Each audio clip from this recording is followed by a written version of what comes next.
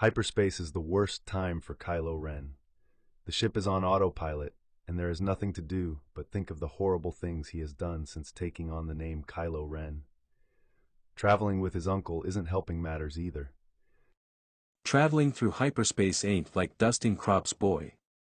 That's what your dad told me the first time I flew with him. I remember it every time I make a jump. I know, I've heard the story hundreds of times. It's good to remember him. It wasn't good for Kylo. Remembering his father was like twisting a vibroblade in his belly. And as if reading Kylo's mind, Luke says, It's not your fault. You didn't choose the dark side. It was forced on you. And it forced you to change who you are.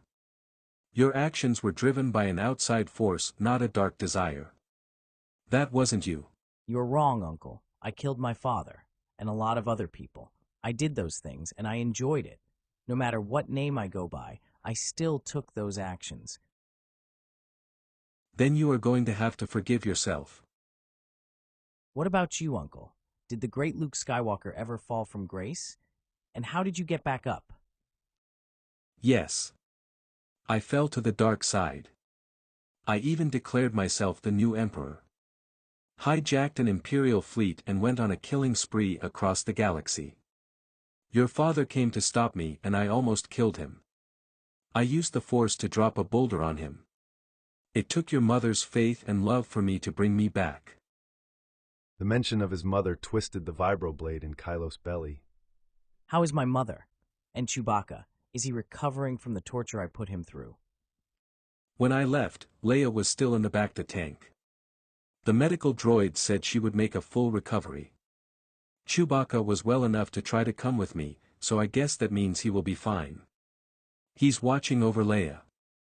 I think his life debt has been transferred to her now that Han is gone. That's good. We are about to come out of hyperspace. You're supposed to be my prisoner, so maybe hide in the back in case I need to send a holo vid. Yes, of course. The shuttle comes out of hyperspace to a calm blockade. All Imperial ships are on standby and clear Kylo to approach the surface. Kylo lands the shuttle on the Senate building's landing platform and makes his way to the boarding ramp. As he puts his mask and helmet on, he hears the familiar snap hiss of a lightsaber and his uncle's voice growl. You killed my best friend. Kylo is able to get his defense up before Skywalker could kill him, and Kylo could see that murder was his uncle's goal. He could feel the rage coming from the Jedi Master. Then fear crept into Kylo Ren. His uncle wasn't holding back.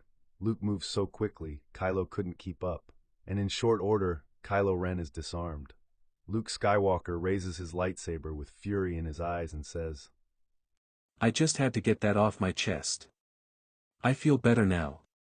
Come, we shouldn't keep a Dark Lord waiting.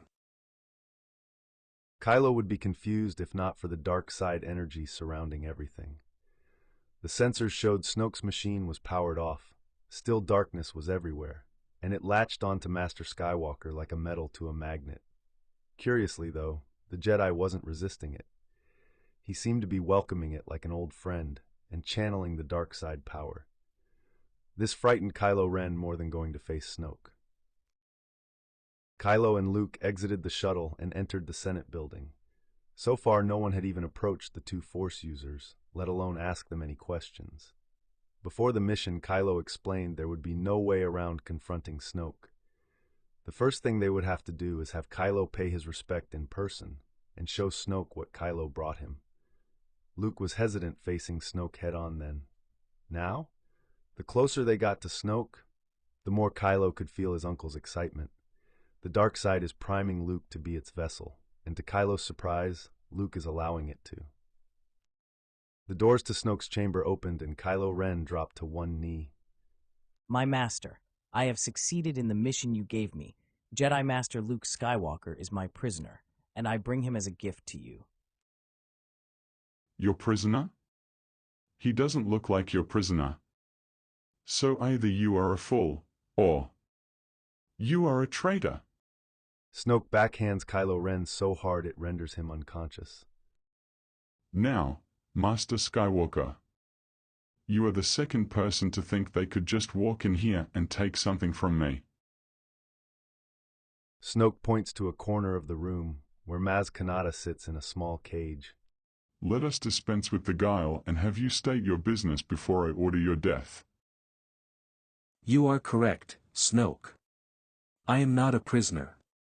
I am here to rescue my friends, clean up the mess you've made of this planet, and kill you. Awfully malicious for a Jedi. Could it be my power has gotten to the great Luke Skywalker?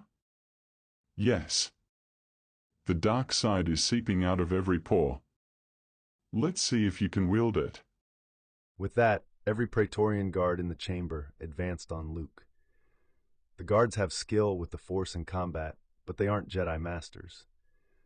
Luke starts cutting through the guards, their skill giving him just enough challenge to put a smile on his face. The real threat of the Praetorian guards was that for every guard he killed, 2 more would enter the fight. Luke knew it was only a matter of time before he was overwhelmed. Fortunately, Kylo Ren re-enters the fight, using the humiliation and pain Snoke bestowed on him to fuel his rage and, in turn, his attacks.